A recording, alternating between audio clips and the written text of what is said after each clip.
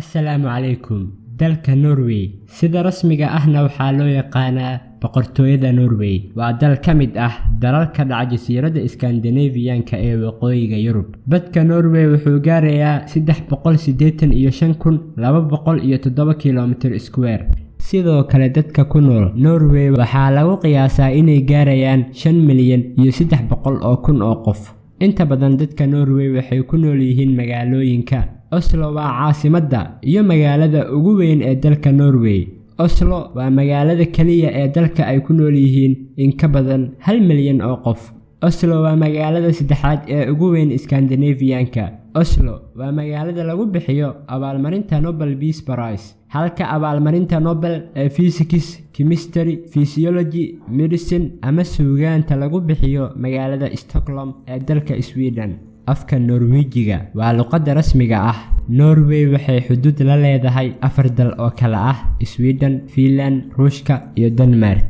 Haddaan fiirino dhinaca taariikhda ee dalka, xilligii ugu caansanaa ee taariikhda Norway waa xilligii Viking waxay ahaayeen dad ka imaaday koonfurta Scandinavian-ka, waxayna weerar ku qaadi jireen qaybaha kala duwan ee Yurub inta u dhaxaysay qarnigii 8aad ilaa qarnigii 11aad.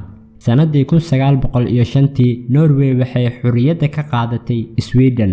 Sidoo kale dalka wuxuu dhexdhexaad ka ahaa dagaalkii koowaad iyo dagaalkii labaad ee adduunka. Laakiin dagaalkii labaad waxaa xoog ku qabsaday dalka Naaziyiinta Jarmalka 9 Abriil 1940. Norway waxay xubin ka tahay NATO, ururka ganacsiga ee adduunka, ururka ganacsiga xorta ah ee Yurub. Laakiin Norway xubin kama aha midowga Yurub. Dadka Norway waxay ku nool yihiin mid ka mid ah heerarka ugu sareeya ee nolosha. Tusaale ahaan, marka qoyska uu u dhasho ilmo, waalidka wuxuu heli karaa ku dhawaad 46 isbuuc oo fasax ah ayagoo mushaarkooda si buuxda u qaadanaya.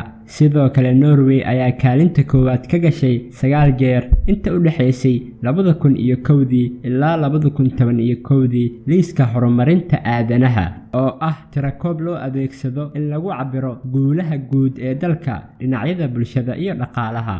Life span-ka ama cimriga qofka, heerka waxbarashada iyo dakhliga waa 3 cabir ee lagu saleeyo heerka liiska horumarinta aadanaha. Norwayna waxay kaga jirtaa safka hore. Sanadii 2017 Norway waxay noqotay meesha ugu farxadda badan ee adduunka, ama dalka ugu farxadda badan ee adduunka. Waxaa ku soo xigay Denmark, Iceland iyo Switzerland. Dalkan waa mid ka mid ah dalalka ugu musuqmaasuqa yar adduunka. Sidoo kale heerka shaqo la'aanta waxay ku dhaweyd qiyaastii 3% karoonaha ka hor. Waddanka wuxuu ku jiraa heerka ugu hooseeya ee dambiyada adduunka. Norway waxaa lagu tiriyaa dalalka horumaray.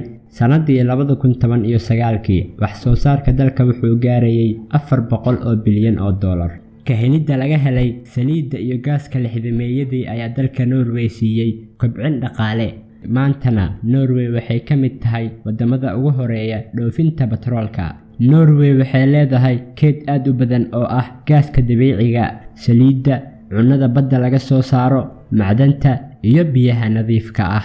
Shiinaha kadib, Norway waa dalka labaad ee adduunka ugu dhoofinta badan cunnada badda laga soo saaro. Sidoo kale dalka wuxuu leeyahay warshadaha soo saara batroolka, gaaska, dhismaha maraakiibta iyo wax soo saarka warqadaha, biraha, kiimikooyinka, alwaaxa, macdanta, dharka iyo kalluumaysiga. Norway waxay ku jirtaa kaalimaha hore marka ay timaado dhoofinta batroolka. 37% ayuu batroolka ka yahay waxyaabaha uu dalka dhoofiyo. Dalalka uu u dhoofiyana waxaa ka mid ah boqortooyada Ingiriiska, Jarmalka, Holland, Faransiiska iyo Sweden. Sidoo kale Norway waxay ku jirtaa 10 dal ee ugu sareeya dhoofinta saliidda ceeriinka ah. Ku tiirsanaanta Norway ay ku tiirsan tahay dhoofinta saliidda iyo batroolka waxay kor u qaaday arrimo dhowr ah oo ku saabsan siyaasadda dhaqaalaha ee dalka, taasoo keenaysa u nuglaanshaha saameynta isbeddelka dalabka iyo qiimaha batroolka uu ku leeyahay koritaanka dhaqaalaha ee dalka. Sidaa darteed, sanduuqa howlgabka ee dowladda Norway wuxuu qayb ka yahay dadaallo dhowr ah oo looga gaashaamanayo ku tiirsanaanta dakhliga batroolka ee dalka.